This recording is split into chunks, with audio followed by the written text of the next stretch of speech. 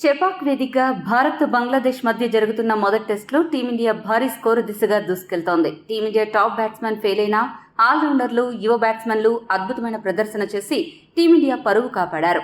పాకిస్తాన్ను ఓడించి మంచి ఫామ్లో బంగ్లాదేశ్ టీమిండియాకు కూడా ఆరంభంలో గట్టి షాక్ ఇచ్చింది. భారత టాప్ బ్యాట్స్మెన్లు చాలా మంది ఫైర్ చూపిస్తారు అనుకుంటే బంగ్లా బౌలర్ల దెబ్బకు ఫ్లవర్ అయిపోయారు. రోహిత్, కోహ్లీ ఫామ్ను అందిపుచ్చుకోలేక తంటాలు పడుతున్నారు. మరోవైపు cricket twin brothers KL Rahul, Gill ఎప్పట్లాగే ఫ్లాప్ అయ్యి జోగి బ్రదర్స్ అని నిరూపించుకున్నారు. టాప్ బ్యాట్స్మెన్ ఫెయిల్ అయిన దగ్గర అశ్విన్ అన్న, జడ్డూభాయ్ దుమ్ములేపారు. సొంత మైదానం చెపాక్లో అశ్విన్ అరుపులు పెట్టించేలా బ్యాటింగ్ చేస్తే అతడికి తోడుగా జడేజా మెరుపులు మెరిపించాడు. 200 స్కోరు దాటడమే కష్టమని అనుకుంటున్న తరుణంలో అశ్విన్, జడేజా ఇద్దరూ కలిసి దాదాపు 200 పరుగుల భాగస్వామ్యం నెలకొల్పి టీమిండియా స్కోరు 300 దాటించడంలో కీలక పాత్ర పోషించారు. అశ్విన్, జడేజా కొట్టిన వైవిధ్యమైన షాట్స్ చూసి గంభీర్ కూడా షాక్ అయ్యాడు. బంగ్లాదేశ్ మాత్రం షేక్ అయింది. అశ్విన్, జడేజా బౌలింగ్ ని ఎలా ఎదుర్కోవాలో బంగ్లాదేశ్ ప్లాన్ చేసుకుంటే అవుట్ ఆఫ్ బాక్స్ గా ఈ ఇద్దరు బ్యాటింగ్ లో రఫ్ ఆడించి బంగ్లాదేశ్ కు పగలే చుక్కలు చూపించి ఏడిపించారు.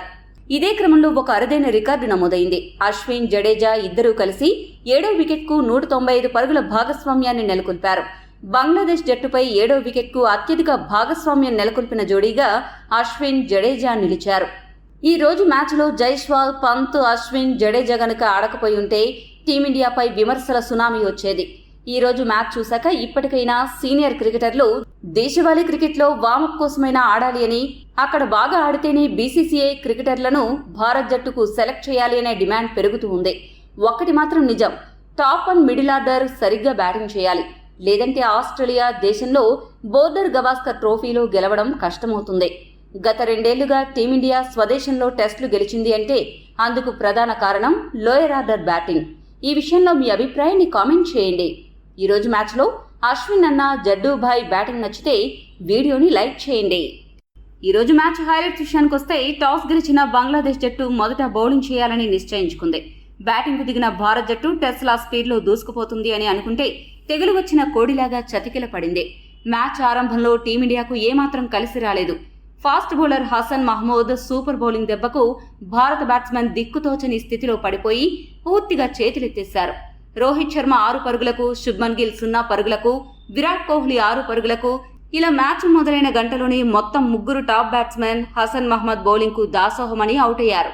దీంతో భారత్ జట్టు 34 పరుగులకే 3 కీలక వికెట్లను కోల్పోయింది. ఇటువంటి పరిస్థితుల్లో ఓపెనర్ యశస్వి జైస్వాల్, అలానే రిషబ్ పంత్ ఇద్దరూ కలిసి 4వ వికెట్కు 62 పరుగుల కీలక భాగస్వామ్యాన్ని నెలకొల్పారు. వీరిద్దరూ ఇంత అద్భుతంగా ఆడుతున్న తరుణంలో ఇక ఇండియా ఇన్నింగ్స్ గాడిలో పడింది అని అనుకుంటున్న క్షణాన 39 పరుగుల వ్యక్తిగత స్కోర్ వద్ద పంత్ అవుట్ అయ్యాడు. ఇక చాలా కాలం తర్వాత జట్టులో చోటు దక్కించుకున్న కేఎల్ రాహుల్ 16 పరుగులు మాత్రమే చేసి పెవిలియన్ చేరాడు.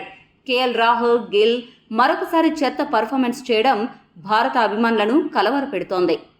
ఒకవైపు వరుసగా వికెట్లు పడుతున్న ఓపెనర్ జైస్వాల్ మాత్రం ఎప్పట్లాగే యాంకర్ రోల్ పోషిస్తూ చాలా కీలకమైన ఇన్నింగ్స్ ఆడి అర్ధ సెంచరీని పూర్తి చేసుకున్నాడు.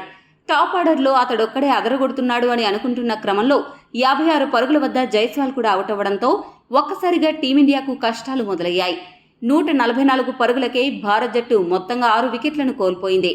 టాప్ బ్యాట్స్మెన్ అందరూ కూడా పెవిలియన్ చేరడంతో ఇక టీమిండియా 200 పరుగుల్లోపే అవుట్ అవ్వడం లాంఛనమే అని అందరూ భావించారు. ఇటువంటి పరిస్థితుల్లో భారత ఆల్రౌండర్లు రవీంద్ర జడేజా, అలానే రవిచంద్రన్ అశ్విన్ ఇద్దరూ కలిసి సూపర్ బ్యాటింగ్తో అదరగొట్టారు. ఈ ఇద్దరు స్పిన్ ఆల్రౌండర్లు కూడా బంగ్లాదేశ్ బౌలర్లకు ఎక్కడా తలవంచకుండా ఒత్తిడిని జయించి బంగ్లా బౌలర్లను ముప్పు తిప్పలు పెట్టి పరుగులు రాబెట్టారు. వీరిద్దరూ కలిసి టీమిండియా వికెట్ల పతనాన్ని అడ్డుకుని భారీ స్కోరు సాధించడానికి పోరాట యోధులుగా మారి టీమిండియా భారీ స్కోరు చేయడంలో కీలక పాత్ర పోషించారు. ఒక ప్రొఫెషనల్ బ్యాట్స్మెన్ ను తలపించేలా జడేజా, అశ్విన్ ఇద్దరూ కూడా బంగ్లాదేశ్ స్పిన్, ఫాస్ట్ బౌలింగ్ ని చీల్చి చెండాడుతూ ఉంటే బంగ్లా జట్టు ప్రేక్షకులుగా చోద్యం చూడడం తప్ప ఇంకేం చేయలేకపోయారు. ఇదే క్రమంలో అశ్విన్ టెస్టుల్లో తన 6వ సెంచరీని నమోదు చేశాడు. అశ్విన్ కి తన హోమ్ గ్రౌండ్ లో ఇది 2వ సెంచరీ. అంతేకాకుండా గత టెస్ట్ మ్యాచ్ లో కూడా సెంచరీ చేసి బ్యాక్ టు బ్యాక్ సెంచరీ చేయడం ద్వారా తాను ఎంత గొప్ప ఫామ్ లో ఉన్నానో మరొకసారి నిరూపించాడు. మొదటి రోజు ఆట ముగిసే సమయానికి జడేజా, అశ్విన్ ఇద్దరూ కలిసి 7వ వికెట్కు 195 పరుగుల కీలక భాగస్వామ్యాన్ని నెలకొల్పి అజేయంగా నిలిచారు. అశ్విన్ 102 పరుగులతో, జడేజా 86 పరుగులతో క్రీజులో ఉన్నారు. టీమిండియా 6 వికెట్లు నష్టపోయి 339 పరుగుల భారీ స్కోరు చేయగలిగింది. రెండవ రోజు గనక టీమిండియా 400కు పైగా స్కోరు సాధించగలిగితే బంగ్లాదేశ్ గెలుపుపై ఆశలు వదులుకోవచ్చు. బంగ్లాదేశ్ బౌలర్స్లో హసన్ మహమూద్ 4 వికెట్లు పడగొట్టగా నహీద్ రాణా, మెహదీ హసన్ చెరొక వికెట్ దక్కించుకున్నారు. ఈ వీడియో మీకు నచ్చితే లైక్, షేర్, కామెంట్ చేయండి.